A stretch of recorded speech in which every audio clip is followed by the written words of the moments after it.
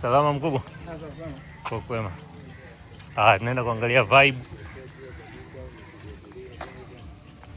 la Paje versus vibe la Nungwi. Last year kama mliona kuna shots fulani nilizirekodi nikiwa nimekaa hapo. Angalia bahari ilipo, kwa hiyo leo hata kuogeleki.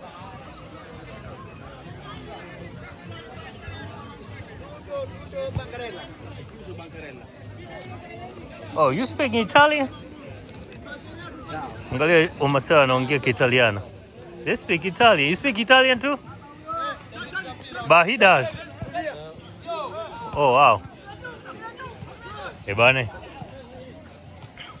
Kuna soka mechi hapa nafikiri kila timu ina watu 20. Angalia jamaa wote wanacheza mpira ule mmoja.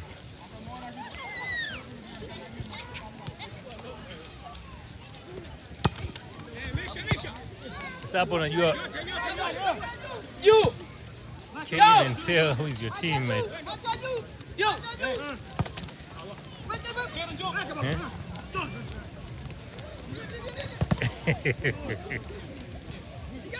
Na ni watazamaji.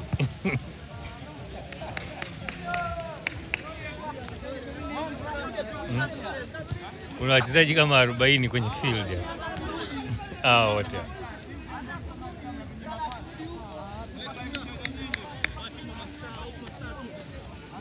Ngoja tutembee tuone kinachoendelea. Mpira hapa hata nikiangalia sijui nani anafunga nani. Okay. Mwindi anakwenda na mpira.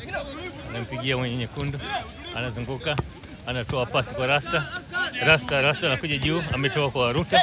Haya amekuja tena Mwindi na ametoa amerudisha. Ametokea benki mkali kule. Mpira umetoka nje au bado? Okay. Anakwenda nani pale? Anageuza. Haya twende. Sijui nani yule namba 5 wameondoa. Mkoba hataki mchezo. Tunarudi pale. Justin Nicodemus Mtekele atoka kwa Gabeji Mziba. George Masatu kaondoa. Swala la mpira ngoja tuliache kwanza. Bahari iko mbali. Lakini kuna game za soka zinaendelea kama kawaida. Kuna field nyingine inaendelea huku. Kuna watu wanatembea. Kwa hiyo maji yanafikaga paka hapa. Isipokuwa kwa sababu maji sasa hivi yako kule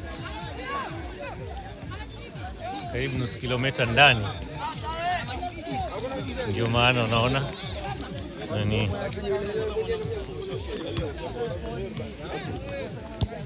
watu wamegeuza hii sehemu ambayo maji yametuama ni uwanja wa mpira.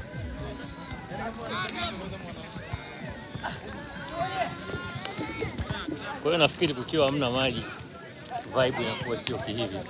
Hata kusema unataka kutembea kwenye maji inabidi uende mbali. Sidhani kama bahari inarudi anytime soon. Sasa hizi saa 11. Hiyo watu wameamua kupiga soka.